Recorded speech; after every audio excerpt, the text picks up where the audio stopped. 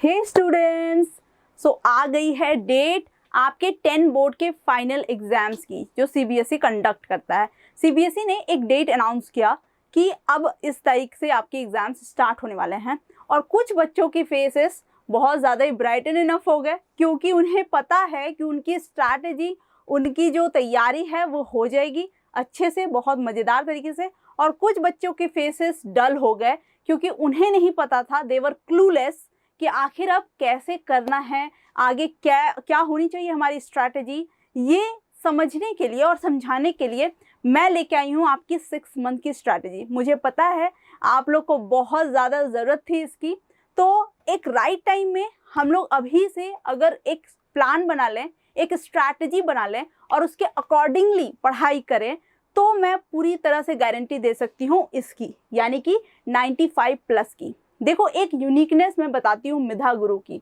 Uniqueness ये है कि जब हम स्ट्रैटेजी की बात करते हैं कहीं और पे भी, तो हम लोग जब स्ट्रैटेजी की बात करते हैं तो जनरली सीबीएसई में साइंस एक मतलब सब्जेक्ट है, राइट? क्योंकि साइंस को अलग अलग नहीं किया गया है, लाइक बायोलॉजी, फिजिक्स, केमिस्ट्री, ऐसे करके एक ही बुक में सारे चीज़ें दी हुई हैं। तो जब भी आप स्ट्रैटेजी डिस्कस करोगे या आप प्लान्स देखोगे कहीं पे भी, तो basically those plans are for science, right? लेकिन यहाँ मिधा गुरु समझता है आपकी उलझन को और हम नहीं कर सकते कि आप साइंस की तैयारी करो। हमें पता है कि साइंस में भी केमिस्ट्री की स्ट्रैटेजी होगी अलग, बायोलॉजी की स्ट्रैटेजी होगी बिल्कुल अलग और फिजिक्स की स्ट्रैटेजी होगी अलग, क्योंकि फिजिक्स में है न्यूमेरिकल्स, आपकी केमिस्ट्री में है इक्वेशंस, रिएक्शंस, राइट? और हमारे बायोलॉजी में है भर भर के डायग्राम्स। तो हमारी स्ट्रैटेजी का अलग होना बिल्कुल लाजमी है। लेकिन कुछ चीज़ें ऐसी होती हैं, कुछ स्ट्रैटेजीज या फिर कुछ ऐसे ट्रिक्स एंड टेक्निक्स होते हैं जो कि कोई भी सब्जेक्ट हो सेम होता है। तो आज मैं वो सारी चीज़ें क्लियर करूंगी और जैसा कि आपको पता है मैं हूँ बायोलॉजी फैकल्टी, मैं आपको बताने वाली हूँ 6 month strategy for scoring 95 plus in biology. तो बने रहना पूरे वीडियो में, ध्यान से सुनना, अब नहीं तो कब। तो याद रखो कि ये स्ट्रैटेजी आपको हेल्पफुल होगी स्कोर करने में, लेकिन self study is the best study. तो मैं ये स्ट्रैटेजी बना रही हूँ on the basis of self study. Last में मैं ये भी बताऊंगी कि हम आपकी मदद कैसे करेंगे। तो चलो स्टार्ट करते हैं। Before moving to our strategy, I have few questions. मेरे पास कुछ सवाल हैं आपके लिए जो मैं आपसे पूछना चाहती हूँ। पहला सवाल है कि क्यों करना चाहते हैं आप score high? Why do you want to score high?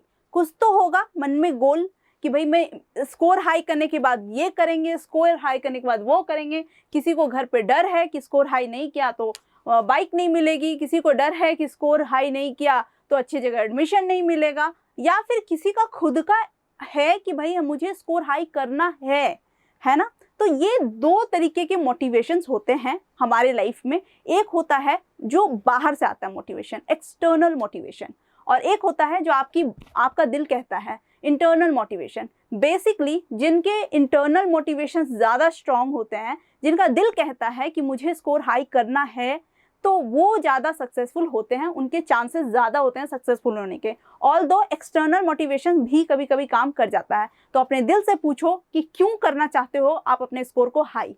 साथ ही साथ, are you ready to work hard? जब आपके सपने बड़े हैं तो मेहनत भी ज़्यादा करनी पड़ेगी। जब आप 95 प्लस स्कोर करना चाह रहे हैं इन बायोलॉजी, तो आपको मेहनत भी उतना ही करना पड़ेगा। अगर आप 100 की सोचोगे तो 95 लाओगे, अगर आप 95 की सोचोगे तो 90 लाओगे। इसीलिए स्कोर जब अच्छा करना हो तो हमेशा फुल लाने की तैयारी करो। मैं 95 इसीलिए बोल रही हूँ क्योंकि I am taking average students, सबकी जिसकी 0 से हीरो तक की तैयारी होगी, इसीलिए मैं बोल रही हूँ 95 प्लस। आपका होना चाहिए 100। ओके, तो are you ready to work hard? 100 लाने के लिए जो एक बहुत ज़्यादा मेहनत, मैं पहले ही बोल दे रही हूँ, मेहनत बहुत करनी पड़ेगी।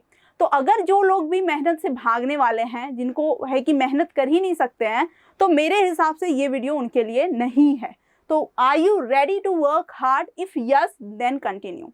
अगर उसके बाद क्वेश्चन है, is this the most difficult exam in your life? क्या आज से पहले आपने कभी इतना डिफिकल्ट एग्जाम नहीं दिया है, या आज के बाद ये एग्जाम का सिलसिला रुक जाएगा और आप कभी ये एग्जाम, इतना डिफिकल्ट एग्जाम नहीं दोगे।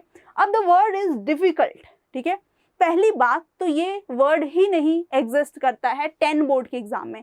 आज तक आपने प्री एग्जाम्स, प्री बोर्ड्स, इतने सारे टर्म्स एग्जामिनेशंस 9 के 8 के एग्जाम दिए हैं, राइट। ये एग्जाम कहीं से भी अलग नहीं है, ये एग्जाम उन्हीं में से एक है। ये बस क्लास 10 के लिए आपका चेक कर रहा है कि आपने क्लास 10 को कितने अच्छे से समझा है।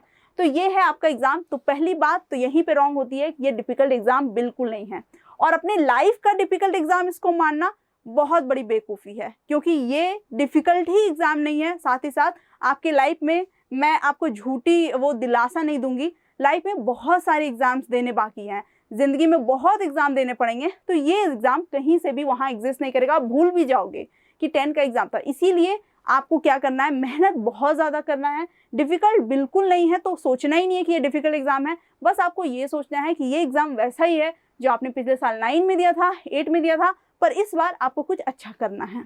चलिए, दूसरा क्वेश्चन आता है, do you believe in your self, which is most important thing. अगर आपको खुद पे विश्वास है, अगर आपको लगता है कि 95 प्लस जो है वो एक ऐसा सपना है जो मैं आसानी से पूरा कर सकता हूँ, क्योंकि मुझ में वो कैपेसिटी, मुझ में वो कैलिबर है, तो फिर आपको खुद पे विश्वास है। जब आपको खुद पे विश्वास होता है ना, तो आप कितनी भी डिफ़िकल्ट चीज़ हो या इजी चीज़ हो या कोई भी चीज़ हो, आप अपने ड्रीम को ईजिली पूरा कर सकते हो। द फर्स्ट स्टेप कि आप अपने पे विश्वास रखो। तो मेरा यही सवाल था, 1 2 3 4 क्वेश्चंस आपके सामने रखा है मैंने। ये क्वेश्चंस के आंसर मैंने अपने तरीके से आपको दिए, लेकिन ये मैटर नहीं करता है, ये क्वेश्चन के आंसर आपको खुद से, खुद के तरीके से देने हैं। अगर आपको यहाँ से एक पॉजिटिव रिस्पॉन्स आता है, सही जवाब दे पाते हो खुद को, तो चलो आगे बढ़ते हैं। तो जब आपसे पूछे गए सवालों का आपने दिया है कुछ पॉजिटिव रिस्पॉन्स खुद को, तो हमने क्या किया, एक स्ट्रैटेजी बनाई है, 6 महीने की स्ट्रैटेजी, जिसको 2 भागों में तोड़ के दिया है। एक है 3 महीने की strategy, first 3 month strategy, and then last 3 month strategy, ठीक है। फर्स्ट 3 मंथ की स्ट्रैटेजी, जैसे कि मैं बार बार बोल रही हूँ कि ये कोई भी डिफिकल्ट एग्जाम नहीं है, कोई 10 बोर्ड एक बहुत बड़ा भारी भरकम एग्जाम नहीं होता है। एक सिंपल सा एग्जाम है जो आप बहुत बार दिए हो, आप एक बार और देने जा रहे हो, ठीक है। तो यानी कि 7 months means a lot, 6 month means a lot, आपके पास बहुत टाइम है। यानी कि पहले के 3 महीने में आपको घबराने की बिल्कुल जरूरत नहीं है। आपका जो पहला मकसद होना चाहिए वो होना चाहिए concept clarity, focus on concepts. और कॉन्सेप्ट क्लैरिटी के लिए एनसीईआरटी इज द बेस्ट, यानी कि आपको एनसीईआरटी को पूरी तरह से समझ लेना है, ठीक है। और इसमें 2-3 चीज़ है, शॉर्टकट और इम्पॉर्टेंट क्वेश्चंस, टॉपिक्स, इसका ध्यान नहीं देना है, क्योंकि ये सब आते हैं बहुत बाद में। अभी फिलहाल you need to focus on the concepts, और पहले आपको अपना कॉन्सेप्ट क्लियर करना है। सारा जितना भी चीज़ आपको आना चाहिए वो सब कुछ आना चाहिए। अब ये नहीं कि ये इंपॉर्टेंट टॉपिक है, इसको कर लेते हैं, उसको छोड़ देते हैं, इतना टाइम है, अभी ये करने की बिल्कुल ज़रूरत नहीं है। ऐसा नहीं कि आपका 1 ही मंथ बचा हुआ है तो आप ऐसा कर सकते हो, पर अभी ये करने की बिल्कुल भी ज़रूरत नहीं है। तो no shortcuts, no important questions or topics, right? Only on concepts. You have to focus on concepts, only and only concept. तो एक बार concept clarity आ गई। In case question वैसे नहीं पूछे जाते हैं, जैसे एनालिस्ट, आपको अभी बहुत एनालिसिस मिलेगा कि ऐसे क्वेश्चंस बनते हैं, वैसे क्वेश्चंस बनते हैं, लेकिन कितनी ही बार सीबीएसई ने एनालिस्ट फेल किया है, कितनी ही बार अनएक्सपेक्टेड क्वेश्चंस आ चुके हैं। तो वैसे केस में ये आपका जो ये 3 मंथ है, यही आपको बचाएगा। तो पहला 3 महीना आपको डेडिकेशन के साथ, फोकस के साथ कॉन्सेप्ट क्लियर करना है। नेक्स्ट, जब आप कॉन्सेप्ट क्लियर कर रहे होगे तो आपकी पढ़ाई होनी चाहिए नोट्स मेकिंग से स्टार्ट, यानी कि आपको बनाने हैं नोट्स। अब नोट्स जो होगा, जैसे कुछ चैप्टर्स ऐसे होते हैं बायोलॉजी में जो बहुत ही बड़े हैं, लाइक लाइफ प्रोसेसेस, रिप्रोडक्शन, बड़े चैप्टर्स हैं, ठीक है। तो इसके नोट्स करीबन आपके 10 पेज के होने चाहिए, उससे कम ही सोचो, बड़ा नहीं, इतना भी बड़ा नोट्स ना हो। और देखो, नोट्स का लैंग्वेज जो होना चाहिए वो बहुत ही इजी हो, ताकि वो आपको समझ आए, क्योंकि नोट्स आप किसके लिए बना रहे हो, खुद के लिए, ठीक है। तो नोट्स बनाने के टाइम में ध्यान देना कि आपकी लैंग्वेज क्या होनी चाहिए, एकदम ईजी होना चाहिए। नोट्स और diagram will be kept separately, ये बहुत इंपॉर्टेंट है, क्योंकि मैंने बोला बायोलॉजी में डायग्राम्स बहुत ज़्यादा इंपॉर्टेंट रोल प्ले करेंगे। यही आपको उन बाकी के बच्चों से दूर करेंगे, 95 प्लस वाले में लेके आएंगे। ये आएगा ये मेन रोल प्ले करेगा, ठीक है। इसके लिए हम एक डेडिकेटेड वीडियो लाएंगे जिसके कि आपको सारे डायग्राम्स बहुत अच्छे से क्लियर हो जाएंगे और उसमें कोई टेंशन है नहीं। मैं बताती भी चलूँगी कहाँ कहाँ हम लोग हेल्प करेंगे और बहुत हेल्प मिल जाएगा, आप उसकी टेंशन ना लो। पहले आप बस समझ लो कि आपको करना क्या है। तो आपका नोट्स रेडी हो जाना चाहिए। नोट्स के लिए आपको लैंग्वेज चूज़ करना, बहुत ईजी लैंग्वेज, अपने लैंग्वेज में, क्योंकि जो बुक में लिखा हुआ है वही आप नोट्स में अगर लिख रहे हो तो कोई फ़ायदा नहीं है। एक और भी चीज़ है ये कि अगर आपको नोट्स बनाना है, ठीक, मार्कर, कलरफुल पेन्स, हाइलाइटर्स, ये सब अपने पास रखो। इससे क्या होगा मैम? तो इससे होगा कि आपका जो नोट्स है वो क्वाइट अट्रैक्टिव और लेस बर्डन लगेगा, है ना। आपका बोरिंग नहीं लगेगा, आपको वो ऐसा नहीं लगेगा कि ये नोट्स है। आपको एक अट्रैक्टिव कलरफुल नोट्स मिलेगा जिसको पढ़ने का आपका बार बार मन करेगा, ठीक है। तो ये हो गया आपका बहुत इंपॉर्टेंट टर्म कि आपको नोट्स मेकिंग करना है। अब मैं बता देती हूँ क्या क्या रिसोर्सेज फॉलो करने हैं। बहुत लोग सोच रहे होंगे कि हाँ 4-5 बुक पढ़ लेंगे। जी नहीं, NCERT बेस्ट बुक एवर, आपको यही बुक पढ़ना है क्योंकि मोस्टली क्वेश्चन इससे आएंगे। देखो, क्लैरिटी चाहिए क्वेश्चन की, तो क्वेश्चन की क्लैरिटी यहाँ से आपको मिलेगी।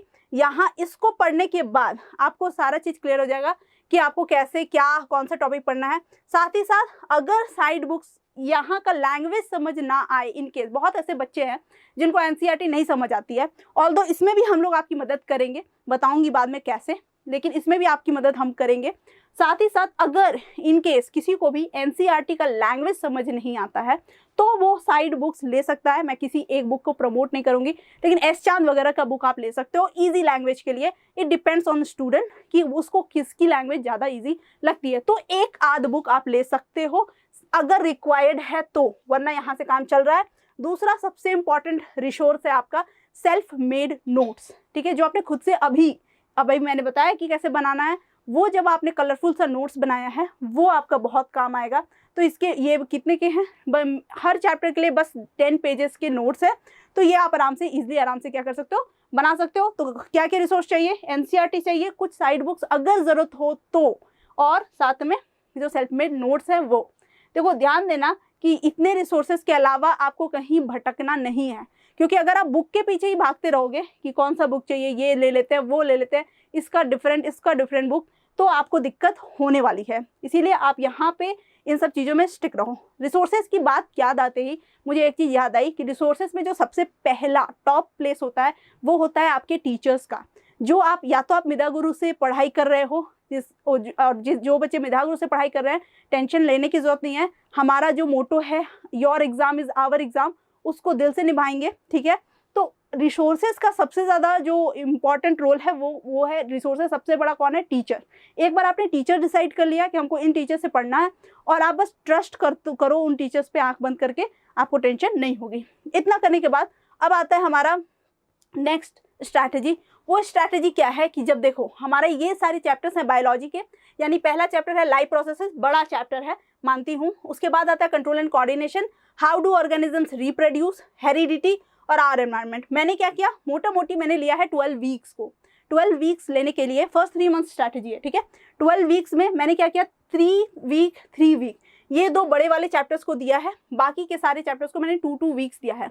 अब इसमें करना क्या है, इसमें आपको कॉन्सेप्ट को क्लियर करना है जैसे मैंने बताया, साथ ही साथ इन टेक्स्ट एंड एक्सरसाइज क्वेश्चंस भी पढ़ने हैं, तब जाके ये आपका कंप्लीट होगा चैप्टर। NCERT कंप्लीट करने का मतलब सिर्फ ये नहीं है कि आपने पढ़ लिया, रीडिंग कर लिया, आपको लगता है कि आपको समझ आ गया, नहीं, you just deal with all this question, ठीक है। इसके भी वीडियोस हमारे चैनल में आपको मिलेंगे, और डिटेल वीडियो और थोड़ा सा आपको इजी वीडियोस भी लेके आऊँगी, टेंशन नहीं है उसका, लेकिन ये आपको अभी भी अवेलेबल है। तो जैसे जैसे आप चैप्टर फिनिश करते जाओ, कॉन्सेप्ट का वीडियो भी हमारे चैनल में मिल जाएगा। कॉन्सेप्ट का वीडियो देखो, चैप्टर का कॉन्सेप्ट क्लियर करो, डाउट पूछो, डाउट पूछने का भी पूरा छूट है। आप कमेंट सेक्शन में डाउट लाओ, डाउट दो, हम लोग उसको भी क्लियर करते जाएंगे।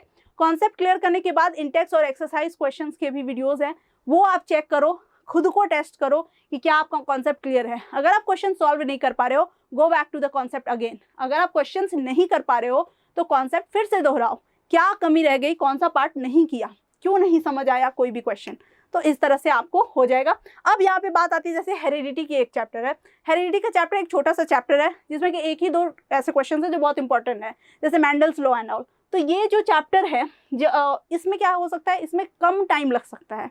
अगर इसमें कम टाइम लगता है तो इस टाइम को आप कुछ ऐसे चैप्टर में डाल सकते हो जैसे कंट्रोल एंड कोऑर्डिनेशन हो गया, इसको मैंने अभी कम टाइम दिया है, 2 वीक्स दिया है, दोनों को इक्वल टाइम दिया है, तो ये आप अपने अकॉर्डिंग एडजस्ट कर सकते हो ईजिली, है ना। तो ये जरूरी नहीं है कि ये पत्थर की लकीर है, जो मैंने बोला वही होगा, आप इसको अपने अकॉर्डिंग क्या कर सकते हो, अरेंज कर सकते हो। तो सिंपल हो गया। अभी ये समझ आया कि ये पहले 3 महीने में आपने क्या किया, ये आपका पूरा डन हो जाना चाहिए फर्स्ट के 3 मंथ्स में।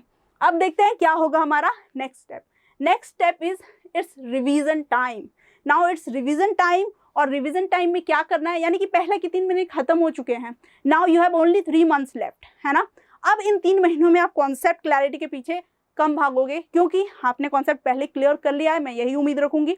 साथ ही साथ जिन्होंने कॉन्सेप्ट क्लियर नहीं किया है, तो आप कॉन्सेप्ट क्लियर करना इज वेस्ट ऑफ टाइम, हो नहीं पाएगा आपसे और आप डिप्रेस हो जाओगे। तो यानी कि अब आ गया है रिवीजन का time. Mostly we need to focus on our notes and quick concepts. Quick concepts will be provided by us, ये तो होगा ही। हम आपको फिर क्विक कॉन्सेप्ट देंगे, फुल चैप्टर डिटेल चैप्टर दे दिया, समझा दिया, खुद से पढ़ना है, कॉन्सेप्ट क्लियर करना है। मैंने बोला सेल्फ स्टडी बेस है ये स्ट्रैटेजी। उसके बाद जो आएगा क्विक कॉन्सेप्ट, यानी कि क्विक रिवीजन सेशंस, वो भी हम लोग प्रोवाइड करेंगे आपको। क्विक रिवीजन सेशंस में क्या होगा, आपने पढ़ लिया है चैप्टर को और अब आप क्या करने वाले हो, अब आप उसको दोबारा से रिवीजन करने वाले हो। जब आप रिवीजन कर रहे हो तो क्या करना है, आपका जो नोट्स है उसी पे फोकस करना है।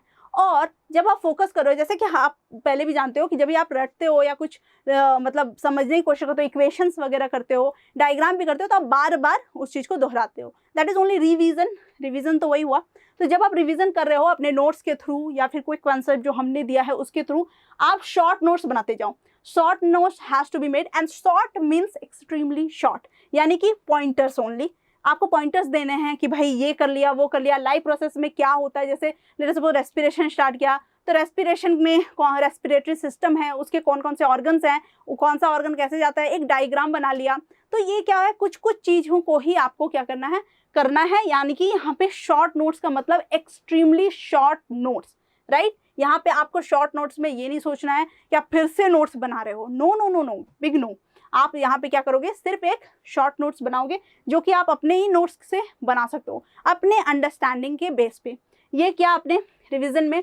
उसके बाद आता है फाइनल स्टेप्स, यानी कि once done, now it is time to stick on the final step, and which is क्या है, previous year questions of at least 10 years.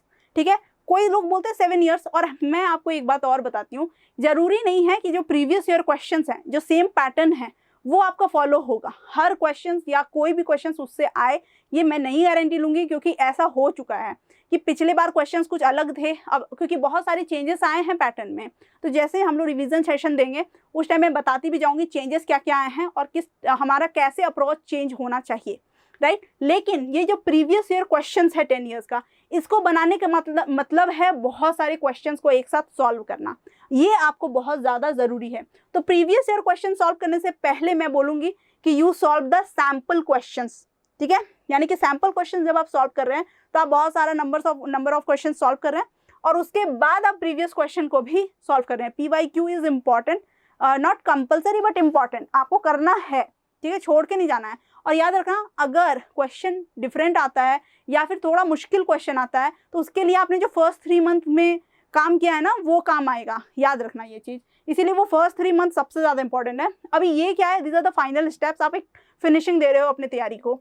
तो ये हो गया previous year question, sample question, और साथ ही साथ क्वेश्चन आएंगे एग्जाम्पलर के। NCERT एग्जाम्पलर के 2 ऑप्शन आपके पास हैं, या तो आप उसको इस टाइम के लिए छोड़ के रखो, समझाओ, क्योंकि इसमें बहुत डिफरेंट टाइप ऑफ क्वेश्चंस मिल जाते हैं आपको, जो कि बहुत ज़्यादा ही काम का है, ये बहुत इंपॉर्टेंट है। अदरवाइज जब आप कॉन्सेप्ट क्लियर कर रहे थे, आपके पास टाइम अगर बच रहा है, इन टेक्स्ट और एक्सरसाइज क्वेश्चन प्लस कॉन्सेप्ट्स जो NCERT का था वो करने के बाद, तो you can go with this also.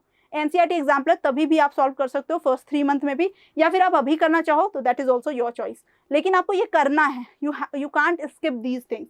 तो मुझे ऐसा लगता है कि ये स्ट्रैटेजी पूरे फाइनल स्टेप यही था, यानी कि अब आपने क्या किया है, पहले कॉन्सेप्ट क्लियर किया, कॉन्सेप्ट की क्लैरिटी के बाद जब आपका कॉन्सेप्ट क्लियर था, आपने प्रैक्टिस किया। तो पहला hard labour and then practicing a lot. आपको नहीं लगता है कि इस कॉम्बिनेशन के बाद कुछ भी नहीं बचा आपके पास। अब आपको है एग्ज़ाम में देना, और मैं प्रेफर करूँगी कि जो एग्ज़ाम के फर्स्ट 1-2 डेज होते हैं वो आपने जो शॉर्ट नोट्स बनाया है पॉइंटर्स वाले, बस उसी को रिवाइज करना है and very very relax. Okay, उस टाइम में आपको नया कुछ भी स्टार्ट नहीं करना है, रिलैक्स करना है। और याद रखिए मेधा गुरु हमेशा आपके साथ है। हम लोग वो सारे वीडियोस लेके आएंगे जो आपको ज़रूरत होगा समय समय पर, ठीक है। तो just all the best all of you, don't panic, और ये स्ट्रैटेजी आपके बहुत काम आने वाली है। ओके स्टूडेंट्स, तो आई होप आपको ये 6 मंथ की स्ट्रैटेजी समझ आ गई होगी। आज से ही इस स्ट्रैटेजी को फॉलो करना चालू कर दो, क्योंकि आपके पास ज़्यादा टाइम नहीं है, 6 to 7 मंथ्स है आपके पास। ये स्ट्रैटेजी एग्जैक्ट आपके उतने ही टाइम के लिए है, और मुझे पूरी उम्मीद है, पूरी उम्मीद क्या, मैं तो आपको गारंटी के साथ कहती हूँ कि अगर आप इस स्ट्रैटेजी को फॉलो करते हो तो आपको ज़रूर 95 प्लस, जितना ज़्यादा मेहनत करोगे उतने अच्छे मार्क्स मिलेंगे। और ये स्ट्रैटेजी तो मैंने बायोलॉजी की बताई है, वैसे ये स्ट्रैटेजी आप चाहो तो कोई भी सब्जेक्ट में एप्लीकेबल है, आप अप्लाई करके देख सकते हो। तो अगर आपको आज की ये स्ट्रैटेजी पसंद आई है तो वीडियो को लाइक करें, अपने फ्रेंड्स के साथ शेयर करें, क्योंकि आपको पता है कि पैनिक सिचुएशन होगा सबके साथ, तो एक राहत की सांस मिलेगी जब ये स्ट्रैटेजी समझ आएगा। तो अपने फ्रेंड्स के साथ शेयर करें। हमारे चैनल मेधा गुरु को सब्सक्राइब तो कर ही लिया होगा, अगर नहीं किया है तो फटाफट से सब्सक्राइब कर दें, बेल आइकन जरूर से दबा लेना, इससे आपको न्यू वीडियोस की नोटिफिकेशन मिल जाएगी। इंस्टाग्राम में भी हमारे बहुत ही इंफॉर्मेटिव कंटेंट्स हैं, उन्हें भी देखो, पसंद करो, फॉलो करो। तब तक के लिए मिलते हैं एक नेक्स्ट वीडियो के साथ। Bye bye.